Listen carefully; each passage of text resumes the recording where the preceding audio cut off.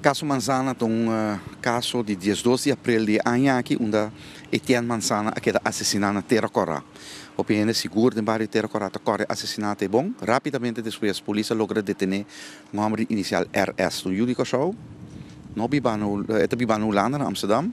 Ele quer detener, os mientras que está na show, ele comete crime aqui, ele quer detener, será ainda de SDKK, em prisão. E ao mesmo caso, me será começar, pero aguante caso, você é abogado, um abogado novo e abogado original não está trazendo dinheiro aqui, então me será buscar outro abogado, isso mesmo oficina e abogado novo aqui, me será a pedir mais tempo, você que escuta também 5 testigos novos. O essa vai de acordo, ela tá justo, fiscal também para apontar para sua opinião, fiscal também de bom, lógico, abogado novo, me será chance para mais tempo e hora. Para o que trata, 5 testigos não vai de acordo também. O ex-comissário escuta 5 testigos não agora.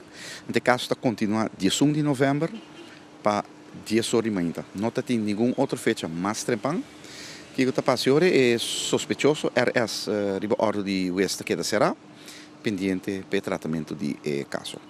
E para o que trata outro caso de assassinato, de morte, todo caso na Bonaire também tem sentença dessa aqui? Sim, se trata de Country Garden. No caso Country Garden, já acaba em 12 anos, será todos para 24 anos de prisão para o assassinato de Judico Schultz e Lawrence. Assassinato cruel, quando um lugar na Bonaire, com choque a comunidade de Bonaire. Tem o caso aqui também tem 3 sospechosos, RF, que durante o tratamento de 2 outros sospechosos, agora põe em liberdade do juiz.